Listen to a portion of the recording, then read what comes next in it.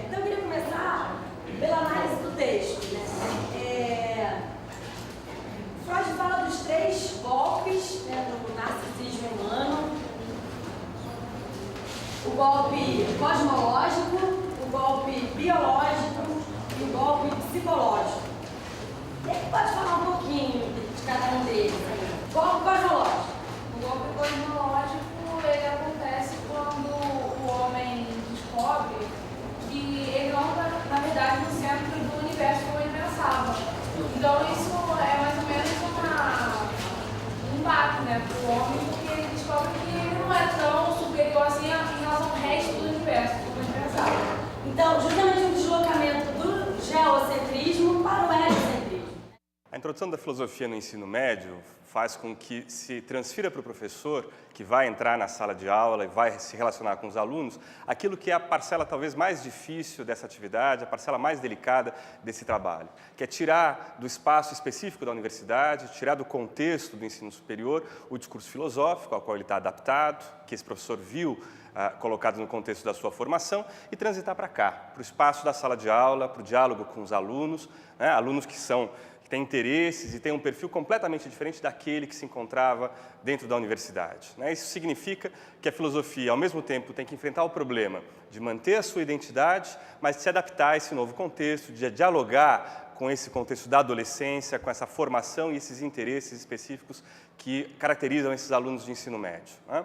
Esse desafio lançado ao professor pressupõe, principalmente nesse momento inicial de implementação da filosofia, de contextualização nova da filosofia no ensino médio, em todos os anos do ensino médio e no Brasil inteiro, um processo longo de construção de cultura, né, cujo pressuposto fundamental é o diálogo a respeito das experiências, o diálogo a respeito da prática desses docentes dentro da sala de aula, o diálogo entre eles. E para isso é fundamental que nós possamos ouvir, né, e dialogar a respeito dessa prática, ouvir descrições desses professores a respeito do seu trabalho. Meu nome é Joana Tolentino, sou professora de filosofia desde 2005. Trabalhei em vários lugares, trabalhei 5 anos no Estado, na favela da Pedreira, trabalhei 2 anos no Colégio Pedro II como contratada, trabalhei em algumas escolas particulares, estou trabalhando no Cefet, num regime de dedicação exclusiva. Gosto muito de trabalhar com filosofia no ensino médio, já dei aula na Faculdade de Educação da Baixada Fluminense da UERJ, onde eu trabalhava com fundamentos da educação, então sociologia da educação, filosofia da educação. Gostei também da experiência com o ensino superior, mas tenho me realizado mais no trabalho com a educação básica. Minha formação foi feita inteiramente no Instituto de Filosofia e Ciências Sociais da FRJ, inteiramente, não, né, que em parte ela é feita na Faculdade de Educação da FRJ, começou em 2002, eu terminei a licenciatura em 2008, fiz o estágio no Colégio Pedro II em 2007, atualmente faço mestrado. Tá? Antes de dar aula no Pedro II, eu dei aula no Colégio Elite, que é um colégio particular, eu dava aula na unidade Campo Grande. E nesse colégio eu dei aula um ano para turmas também de primeiro ano, em aulas de 50 minutos, num sistema bastante diferente do Pedro II, inclusive.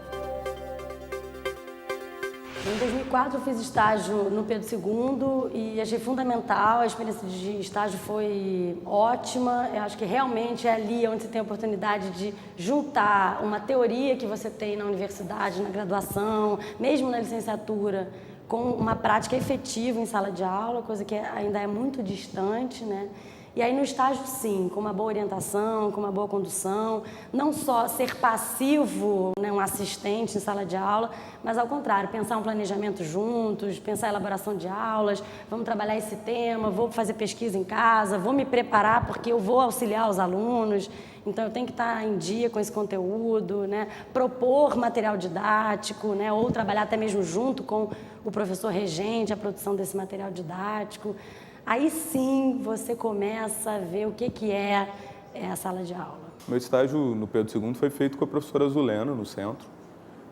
Foi um estágio bastante proveitoso, a primeira vez que eu assistia, depois, obviamente, de ter feito meu ensino médio, quando eu assisti aula de filosofia, que eu voltava com outro olhar para assistir aulas de filosofia, agora na qualidade de futuro professor de filosofia. Foi uma experiência bastante proveitosa.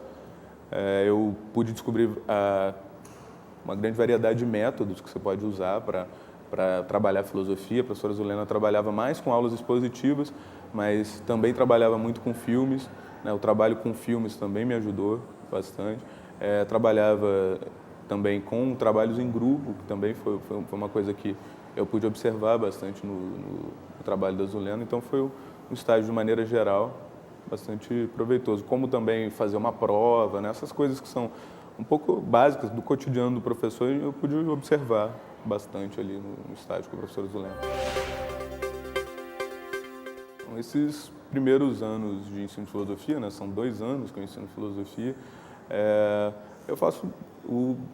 eu imagino que tenha sido anos mais de testar coisas que eu posso fazer e de encontrar dificuldades que eu não imaginava que ia encontrar e procurar soluções para essas dificuldades. Algumas dificuldades a gente imagina que vai encontrar, porque eu não fui aluno do ensino médio há tanto tempo assim, né? A dificuldade é uma certa resistência à matéria filosofia por parte da própria ambiente escolar, eu diria, né? Porque é uma matéria que entra logo no ensino médio. Antes eles não tiveram nenhuma matéria que seja semelhante na maior parte das escolas, né? Algumas têm matérias tipo cidadania, que trabalham questões semelhantes, mas nem em todas as escolas isso acontece. Então, eu já vinha com essa imagem de ter que criar um espaço de aceitação para a filosofia, de criar, junto aos alunos, um interesse por aquela disciplina. E, bom, mesmo que eu trabalhasse com outra disciplina, eu acho que uma das coisas que é fundamental para você fazer com que a produção de conhecimento na escola seja efetivada de maneira eficaz, e de maneira que não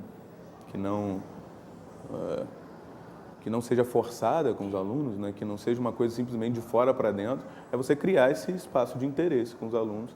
E que eu acho que no campo específico da filosofia isso é importante, porque é uma matéria que está aos poucos se reconquistando o espaço que ela já teve um dia no ensino médio, e acho que conquistando um espaço ainda maior agora, né? Que ela vai passar para os 3 anos de ensino médio. As experiências são bastante distintas, né? O próprio público do Estado é outro. Eu, especialmente no Estado, trabalhava com ensino noturno. Então, é um público mais velho, que trabalha, que já está até mais cansado mesmo quando chega, né, à noite no trabalho, fora a própria dificuldade estrutural, né? O Estado, infelizmente, dá pouquíssimas condições de trabalho ao professor, né, recursos, a própria sala de aula muito cheia, turmas de 60 alunos, que vêm e que vão.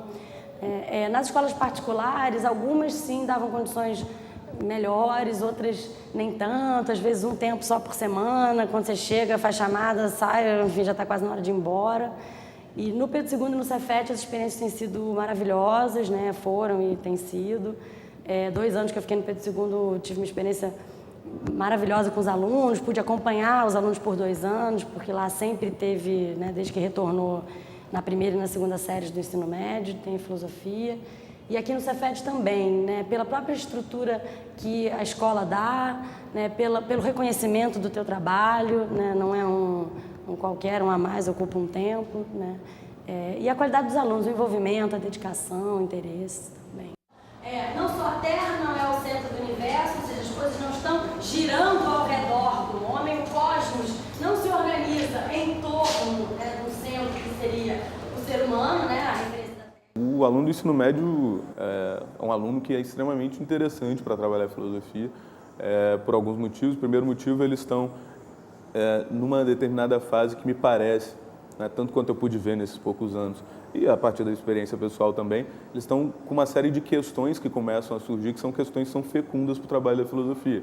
Questões do tipo, qual o sentido da vida, que tipo de vida que eu tenho que levar, né, questões de questionamento das próprias tradições que eles trazem, né? Muitos trazem tradições cristãs, tradições judaicas que têm a crença em Deus. Eles começam a questionar esse tipo de crença, questionar não necessariamente para abandonar as crenças que eles tinham, mas para entender ou pensar melhor o que é isso, acreditar em Deus, o que é isso, que Deus criou tudo, o que é o universo, qual o sentido da vida. Essas são questões que começam a aparecer, né? Me parecem pelo menos de forma mais forte na adolescência, e com isso com os alunos de ensino médio. Eu pego alunos de mais ou menos 14 a 15 anos e isso aparece, né, quando a gente coloca as questões para eles.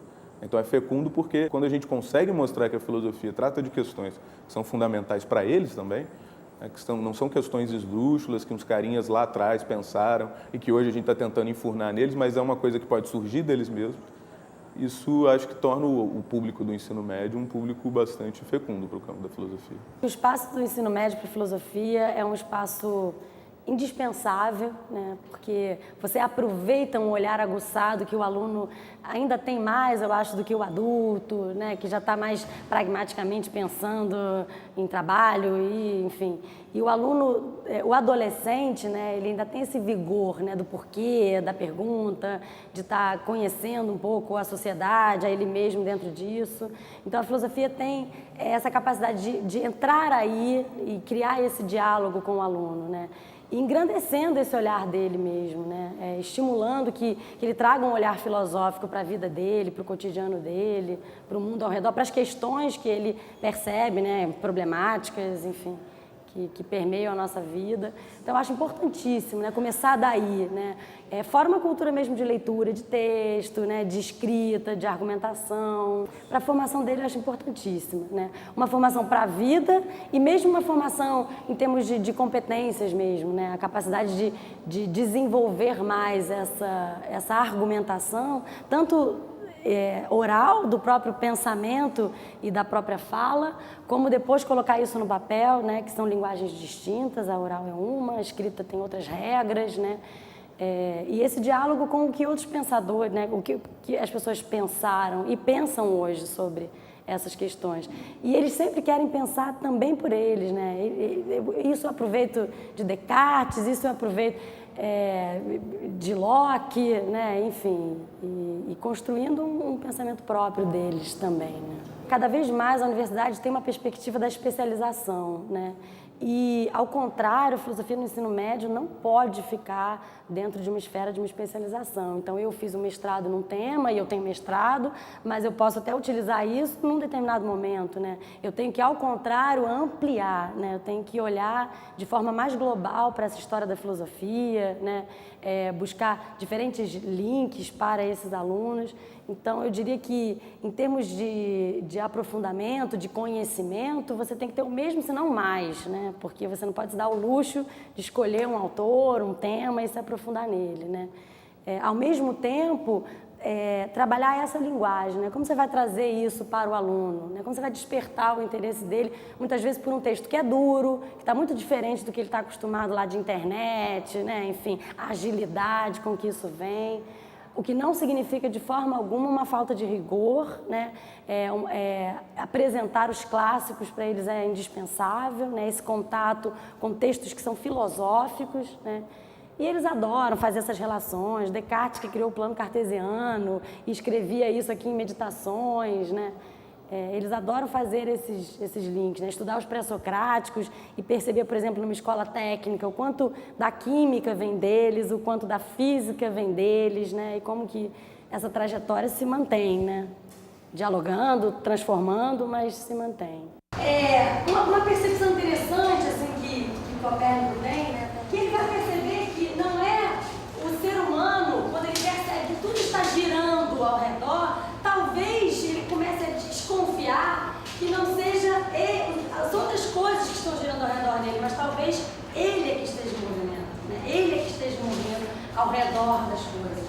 Eu percebi que o aluno do ensino técnico, embora a gente tenha uma previsão de que ele vai ser hostil, né, à entrada da filosofia, da sociologia, isso não é diferente com relação a outros alunos. Quando você pensa em mexer numa carga horária, né, em botar mais 2 disciplinas, muitas vezes você tem uma resistência mesmo do aluno, né, mais 2 provas, mais 2 matérias, enfim, até às vezes da própria escola, mas eu não percebi no Cefet uma resistência maior, né? Ao contrário, talvez uma certa responsabilidade que eles tenham e tal, ou talvez um excesso de tecnicismo das outras disciplinas favoreça a minha aula, no sentido deles estarem ali mais inteiros, mais interessados. Esse é um momento bom da semana, às vezes eles dizem isso, né? Essa é a melhor aula da semana, enfim, que talvez a possibilidade de eles estarem fazendo uma coisa diferente de só aquele foco no técnico, né? Enfim.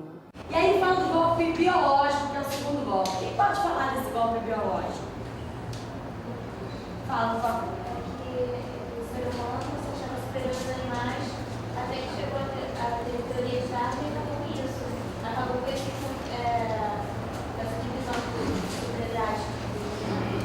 Então, o ser humano percebe que ele é mais um animal, né? Então, embora Aristóteles já tivesse dado aquela definição, né? O homem é um animal racional, parece que o homem é um racional, né? Assim. E aí é como se, a partir do darwinismo, né, da teoria da evolução, mostrando que não só o ser humano vem, assim como todos os outros animais, todos os outros seres, de uma evolução dos outros animais, ou seja, caracterizando a sua animalidade, quanto ele é parte integrante da natureza, como em última instância, assim como todos os demais, ele provém lá, sei lá, do primeiro ser unicelular, uma bactéria, enfim. Então, tirando esse caráter de perfeição, de divindade do ser humano e essa superioridade do ser humano em relação à natureza. Somos natureza. Sem ar, sem comida, né, sem água, não sobreviveremos de forma alguma. Né? Então seria o segundo golpe nesse narcisismo do ser humano que se achava, pelo menos, superior à natureza.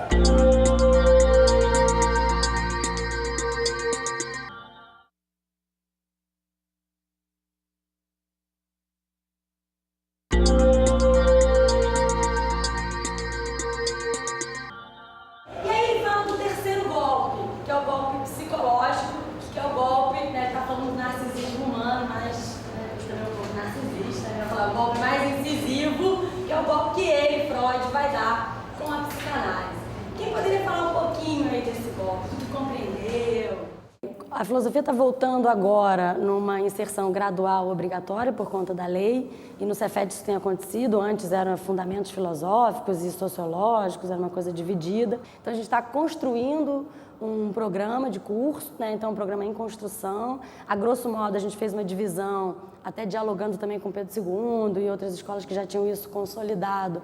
Na primeira série trabalhar a origem da filosofia, um pouco em relação com o mito e teoria do conhecimento. Na segunda série, ética e política, e na terceira série, ética e estética, né? Agora, o que a gente tem percebido é que é interessante também fazer um pouco essas relações, né? Então, ao trabalhar um sarau filosófico, onde eles vão buscar suportes artísticos, onde eles identifiquem alguma questão ali do conhecimento que tenha sido trabalhado. Então, tem surgido músicas que trazem questões sobre a verdade, né? Na perspectiva racionalista, né? Ou já nietzschiana, mais crítica. Alguns pego alguns pintores mais contemporâneos, né, trazendo um pouco uma influência de Freud, do inconsciente naquilo, né, dos afetos, enfim. Então, essa possibilidade também não ser estanque, né? Não vou trabalhar a arte só na terceira série, né? Enfim, dentro dessa perspectiva a gente discutiu um pouco o quanto o conhecimento está inevitavelmente relacionado com ética, com política, né? Nem sempre o que eu pesquiso é simplesmente o que eu me interesso ou o que a sociedade se interessa, né? O que possivelmente eu vou ter verba para minha pesquisa, né? Enfim, então também não deixar essas coisas estanques, né? Procurar relacionar essas áreas da filosofia. O programa de filosofia do Pedro II, ele está em construção, né? Em construção, primeiro porque eu imagino que eu tanto quanto eu pude conviver com o departamento, é uma prerrogativa do departamento e é um consenso, digamos assim, no departamento, que esse programa vai estar sempre em construção, né? A gente vai estar sempre testando novas coisas, etc. Mas isso não quer dizer que ele não se consolide em certas experiências bem sucedidas, etc. Esse programa, com a inserção da terceira série, está sendo repensado, né? Isso é mais um elemento que veio para pensar esse programa, e atualmente ele é estruturado da seguinte maneira: ele tem um eixo que mescla a história com o eixo temático. Então a gente dividiu as 3 séries, a primeira série com o eixo histórico de antiga e medieval, a segunda série com um eixo em moderna e a terceira provavelmente em contemporânea. Mas isso é a ênfase que deve ser dada na série. Isso não quer dizer que são trabalhados exclusivamente textos dessas áreas da filosofia. Até porque me parece que dentro desses eixos temáticos, a gente colocou, dentro desses eixos históricos, perdão, a gente colocou eixos temáticos, né? O colégio é dividido em 3, cada ano é dividido em 3 trimestres, né? Então, dentro desses eixos históricos, a gente tem eixos temáticos, que são, no primeiro ano, no ano que eu estou trabalhando, né, a origem da filosofia, o conceito de filosofia, metafísica e lógica no segundo trimestre, e, por fim, ética, política e alguma coisa relacionada com arte, poética ou estética, né, dependendo do momento da filosofia em que a gente está pensando. Eu acho que o desdobramento dessa inserção da filosofia nas 3 séries do ensino médio, da filosofia e da sociologia também, nas 3 séries do ensino médio, acho que é um desdobramento muito positivo. Eu acho que a gente perde um pouco uma visão do ensino médio como tecnicista, como cientificista, né? Nitidamente se equilibram as cargas horárias de humanas e ciências e linguagens, né? Elas ficam mais equilibradas e eu acho isso coerente, né? Porque, na verdade, é uma formação, é um ensino propedêutico, é uma formação geral para esse aluno, que ainda não tem definições, né? Enfim, e a possibilidade dele dialogar com muitas coisas ao redor dele, né? Eu percebo a filosofia muito mais aberta, ou pelo menos eu particularmente, né, percebo a necessidade da filosofia estar muito aberta às coisas que acontecem ao redor. Eu procuro aproveitar ao máximo matérias de jornal, coisas que estão pululando, às vezes um outdoor que é recorrente, um anúncio, um comercial que traz alguma coisa, né? Eu nunca esqueci um comercial que tinha Espere o Inesperado, né? Bem Heráclito, assim, né? E eles adoram, enfim, esse diálogo. E essa percepção, muitas vezes, que um filme que eles assistem à noite na TV, de repente tem um olhar filosófico sobre alguma coisa, né? Que você pode identificar nesse filme. Eles gostam disso, né? De perceber a filosofia viva por aí, né? Essa relação entre as disciplinas na escola não é fácil, né? No fundo, a gente fragmenta, supostamente para aprender melhor, e depois quer reintegrar a interdisciplinaridade, enfim. Eu acho que não caberia à filosofia essa responsabilidade, esse fardo mesmo da interdisciplinaridade. Mas, por outro lado, claro que eu falo de um ponto de vista privilegiado, né? Eu tenho a possibilidade de estar trabalhando um filósofo que é matemático, né? De estar trabalhando um filósofo que é médico, de estar trabalhando um filósofo que é químico, né? Enfim, eu não diria isso, Demócrito lá, enfim, pré-socrático, mas que eles na hora fazem esse link, né? Então, eles gostam muito, eles levam e trazem de uma matéria para outra, né? E isso ajuda a gente a tentar mesmo fazer essas conexões. Com sociologia, a gente tem pensado os programas já de forma integrada, né? Para dialogar mesmo, propositalmente, mas, inevitavelmente, isso acaba acontecendo pelo próprio conteúdo da filosofia. Então, a relação com as outras disciplinas, eu estou começando a construir agora, né? No primeiro ano que eu trabalhei no Colégio Elite, a gente tinha uma relação muito forte com a disciplina de Sociologia, com as disciplinas de História e de disciplinas, sobretudo, ligadas à área de Humanas, assim, né? Tudo História e Sociologia.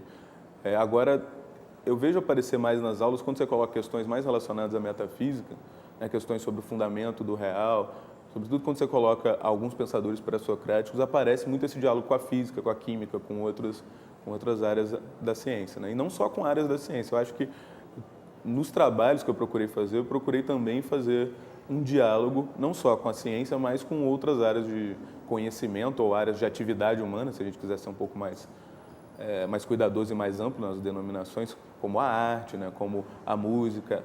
Um dos trabalhos que eu fiz foi um trabalho de um diálogo que eles tinham que fazer entre mito, filosofia e senso comum. Outro trabalho que foi interessante, pedi para eles escolherem uma expressão artística ou cultural que eles quisessem, um programa de TV, uma rádio, qualquer expressão que eles quisessem escolher, e escolher um dos temas que eles tinham gostado mais no ano. E eu fui orientando o trabalho para eles trabalharem esse tema a partir dessa expressão artística. E aí estão surgindo trabalhos muito interessantes, assim. Então, esse diálogo acontece bastante, não só com as outras disciplinas do colégio, mas também com áreas que não são tão privilegiadas no colégio, embora existam, como artes, como música, etc. Eu nunca adotei um livro didático para que o aluno comprasse e aquilo norteasse o ano inteiro. Isso eu nunca fiz. Um ou outro livro didático que eu gosto mais, eu uso em algumas partes, porque, em geral, são livros que tentam abranger toda a história da filosofia, inevitavelmente ficam coisas enormes, caríssimas, pesadas, você não vai trabalhar aquilo, às vezes o pai se ressente, porque eu comprei um livro que o professor trabalhou 4 tópicos, sei lá, 5 tópicos, né? E nem sempre esses tópicos são todos igualmente bons, né? Então, um ou outro são melhores num livro, num outro no terceiro livro tem um tópico melhor. Eu aproveito, sim, mas principalmente tenho uma preocupação em trabalhar com os textos originais para eles, que é um esforço hercúleo, assim, de corte, colagem, que parte dá para entender, né? Enfim, mas procuro ao máximo trazer isso para os alunos, eles gostam. Eu estou lendo Freud. Mas o que ele está querendo dizer ali, hein, quando ele fala da mente, que o ser humano acha que a mente é toda racional? Quando ele está falando isso, ele está afirmando que a mente ela é toda racional? Não, diz que tem uma parte inconsciente. Ele diz que tem uma parte inconsciente. Aliás, a maior parte é inconsciente, né? O que ele está querendo dizer com isso? Ele vai dizer que é o próprio golpe no interior do próprio ser humano. O ser humano, ele não controla o universo, o cosmos, ele não é o centro desse universo, né, o primeiro golpe. O ser humano não controla a natureza, não é ele o regente da natureza, ele não está acima desta natureza, ele é parte como qualquer outra dessa. E pior, nem mesmo dentro da mente, que ele achava que ali não, aqui pelo menos eu reino, aqui eu controlo, aqui eu domino com a minha razão, com a minha parte consciente. Ele vai, com Freud, com a psicanálise, vai perceber que não é verdade isso. Que a maior parte da mente, ela é inconsciente. Estou lendo Marx, eu estou lendo Platão, eu não estou lendo alguém que diz que Platão, enfim, né? E aí, muitas vezes, trabalho com textos introdutórios, às vezes meus, às vezes de outros colegas que a gente compartilha, que é uma forma, assim, de, na introdução, tentar mastigar um pouco aqueles conceitos que, às vezes, aparecem de forma mais dura no texto clássico, né? E aí eles já entram no original com mais tranquilidade, assim, com menos medo, né? Assim, com menos estranhamento. O meu trabalho em sala de aula, o modo como eu estruturo o meu programa, é a partir da ideia de que, em filosofia, você tem que trabalhar questões fundamentais, mostrar que elas estão relacionadas, de fato, com a situação dos alunos, e, por outro lado, acho que é uma das missões da filosofia no ensino médio, se apresentar aos alunos não só as questões clássicas, mas os textos clássicos em que essas questões foram trabalhadas. Né? Isso não quer dizer que eu deva necessariamente trabalhar de uma única maneira, né? Lendo os textos simplesmente com os alunos, mas o que eu procuro fazer na maior parte das aulas até hoje é fazer um momento da aula que é um momento de mostrar para os alunos que as questões que vão ser colocadas naqueles textos são questões fundamentais e que estão relacionadas com a vida deles. Eu coloco, por exemplo, uma pergunta: o que significa ser no quadro? Parece, a princípio, uma pergunta muito abstrata, que não tem nada a ver com a vida deles. A turma começa aos poucos, dar uma resposta, dar outra resposta, dar outra resposta. Eu vou anotando as respostas no quadro e a gente, a partir das respostas dele, vai mostrando que aquela questão, que parecia de início uma questão totalmente desligada do cotidiano deles e desligada da vida deles, é uma questão que tem a ver com a vida deles. E aí a gente parte para o trabalho com texto clássico, né? É claro que o modo como isso é feito, de puxar a questão dos alunos, aí o modo como eu trabalho com texto clássico também muda, né? Eu posso puxar essa questão de maneira em trabalhos em grupo, ou posso ser com a turma inteira, ou em duplas, ou propondo um exercício. Esses foram os vários métodos que eu testei ao longo desse ano. O trabalho com texto, mesma coisa, né? Através de exercício, ou propor que eles leiam o texto e façam perguntas a partir do texto, e por aí vai. Né? Esse é mais ou menos o método. Para mim é um ponto fundamental ganhar o interesse do aluno, né? A escola, às vezes, se distancia disso, se preocupa pouco com isso, não só a filosofia, mas de uma forma geral, né? O aluno, às vezes, fica o dia inteiro, 6 horas, às vezes aqui no ensino técnico, ele fica desde de manhã até 6 horas da tarde, numa sala de aula, 30 alunos. Então, não é só o professor falando e o aluno escutando, até porque não acredito que a produção de conhecimento se estabeleça dessa forma, né? Ele não é um polo passivo que está me ouvindo e decorando e repetindo, né? Então, eu trabalho um pouco com aulas expositivas, né? Em geral, quando eu dou uma aula inteira expositiva, eu saio achando que não foi tão bom, assim, porque eles não participaram tanto. Então, procuro intercalar exposição com atividades que eles possam ser protagonistas, né? E aí, atividades múltiplas, tanto uma atividade com uma leitura de texto, onde eles vão ler o texto em dupla, né? Porque nem sempre você vai pegar um texto clássico, vai ler oralmente em sala de aula, muitos não vão prestar atenção. Então, uma forma dele já entrar no texto com uma questão que o norteia, né? Enfim, isso faz com que ele esteja mais preso ali no texto. Às vezes eu consigo façanhas assim, de minutos de silêncio assim, em sala de aula, deles estarem compenetrados assim, no texto. E, por outro lado, eles sempre têm que falar também, né? Eu acredito que antes de uma linguagem escrita, a linguagem oral vem antes, o pensamento se estrutura muito por uma linguagem oral, né? Então é importante que eles falem em sala de aula, até para que eles consigam escrever, argumentar sobre aquilo. Claro que é um pouco diferente, mas a estrutura do pensamento vem primeiro na linguagem oral e tal.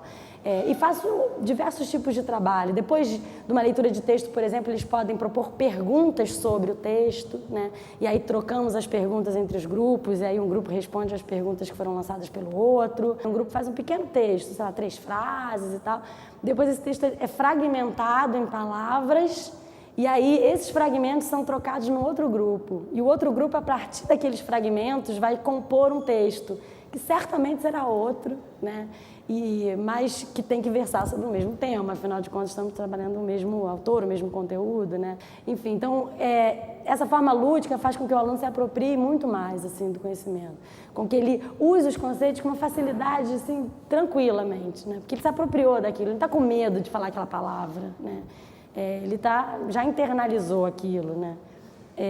E aí já fiz vários tipos de trabalho, já fiz um trabalho com rádio filosofia no Pedro II, que eles tinham uma rádio que os próprios estudantes usavam nos intervalos, né? Então eles montaram programas de 30 minutos que foram passados nos intervalos de recreios deles, e aí tinha um tema, no caso era Marx, eles tinham que escolher as músicas, né? Fazer a locução, apresentar o programa, aí um grupo fez uma entrevista como se fosse um especialista em Marx, né? Um outro grupo fazia umas vinhetinhas assim, que eram os conceitos de Marx, né? E tal. Enfim, ficou um trabalho bem interessante, as músicas, tudo isso eles que pesquisam, né? Eu oriento, nunca deixo assim trabalhar, no dia você me apresenta e eu dou uma nota, nunca é assim, é sempre um trabalho de orientação, onde eu dou ideias, critico, né? Então hoje em dia o adolescente está lendo revista, vendo TV, na internet, ouvindo música, fazendo 1000 coisas ao mesmo tempo, e ele tem dificuldade até de estar passivo na situação, né? Então ele está fazendo coisas, né? Produzindo coisas ali. Outra questão que eu acho importante é que ele está se apropriando daquilo, muitas vezes representando, né? Eu tive uma experiência uma vez da dificuldade do aluno entender um conceito de vontade de poder em Nietzsche, né? Achava que era poder ter um carro, poder ter isso. E aí eu tive uma ideia, vamos trazer um monte de coisas coloridas e eles vão representar pictoricamente o conceito de vontade de poder. Que eu até uso mais vontade de potência e tal, enfim. E aí eles começaram a sacar, porque eles não iam desenhar um carro, porque isso não é vontade de poder, né? E aí eles começaram a sacar e saíram representações brilhantes, assim. E aí eu percebo que naquele momento eles deram um salto de compreensão do conceito. Claro que não esse entendimento apenas racional, né? Mas uma internalização mesmo total, assim, daquele significado mesmo, né? Da minha experiência, da minha pouca experiência até agora com o ensino médio, né, eu tiro, do ponto de vista positivo, esse método que não é nenhuma descoberta, nem nada de muito novo, né? Tem até uma certa semelhança, guardadas as devidas proporções, né? Com o método lá da maêutica socrática, que é você tentar extrair o conhecimento que ele já tem ali, ou as questões que ele já tem ali, né? Esse método acho que funcionou muito bem, né? É um método que pode ser trabalhado de diversas maneiras, ou seja, não necessariamente eu tenho que ficar lá na frente na turma e solicitar que eles me digam alguma coisa sobre uma pergunta que eu proponho. Eu posso propor essa perguntas diferentes em grupos diferentes, depois trocar os alunos de grupo para ver o que funcionou, ou então propor a mesma pergunta para 2 grupos e trocar, né? Eu posso colocá-los em duplas para discutir essa pergunta, depois trazer os resultados para a turma. Então, são diversas facetas desse mesmo método. Esse método acho que funciona muito bem. Outra coisa positiva que eu tiro é que, de fato, quando você tenta mostrar para os alunos, assim, e quando você se abre a ouvir o que os alunos têm para dizer sobre filosofia, sobre as questões da filosofia, você fica surpreso, assim, o quanto pode surgir, sabe? Surge muita coisa mesmo, e eles veem, ao mesmo tempo, que a filosofia pode ser de interesse deles. Eu acho que é o que eu tiro de mais positivo. Especificamente questões de metafísica, assim, que são questões, geralmente, que as pessoas têm dificuldade de trabalhar no ensino médio, pelo menos eu ouço dizer isso, né? Muitos colegas meus que se formaram junto comigo um pouco antes dizem que têm um pouco de dificuldade de trabalhar essas questões, dão ênfase à ética, à política. Não quero dizer que tenha que tirar a ética, não estou dizendo isso, estou querendo dizer que questões de metafísica também podem ter um interesse para aqueles alunos, assim, isso é outra coisa positiva que eu tiro. Do ponto de vista negativo, o que eu mudaria um pouco na minha experiência é a tentativa de trabalhar um menor número de temas e de aprofundar mais esses temas. Isso foi muito mais produtivo do que eu tentar dar um conteúdo enorme, que às vezes ficava artificial e simplificado demais para os alunos, e eles não aprendiam nada e não era produtivo para a filosofia, eles não tinham uma experiência do que era a filosofia. Isso eu acho que é a parte mais negativa. Eu acho que enxugar o conteúdo, que é uma coisa difícil, né? Você cortar o que você vai colocar ali para os alunos. Você quer colocar tanta coisa que você acha interessante, você deve colocar, que é muito maneiro, que eles vão gostar, que não sei o quê. E às vezes não é assim, né? Às vezes você tem que cortar mesmo. Eu acho que é melhor trabalhar bem pouca coisa do que mal muita coisa. E ainda bem que a gente ainda tem, e espero que continue tendo, essa liberdade em filosofia, né? Porque nas outras disciplinas, pelo menos você ouve falar isso dos professores e vê os alunos assim também, eles têm um conteúdo que tem que ser dado. Tem que ser dado esse conteúdo, de qualquer maneira. Né? Então você, em filosofia, ainda tem essa liberdade para programar o conteúdo de acordo com a sua formação, com o interesse dos alunos, com o que funciona e não funciona. Né? E mesmo de acordo com, mudá-lo de acordo com o que acontece ali ao longo do ano. Né? Então, é isso.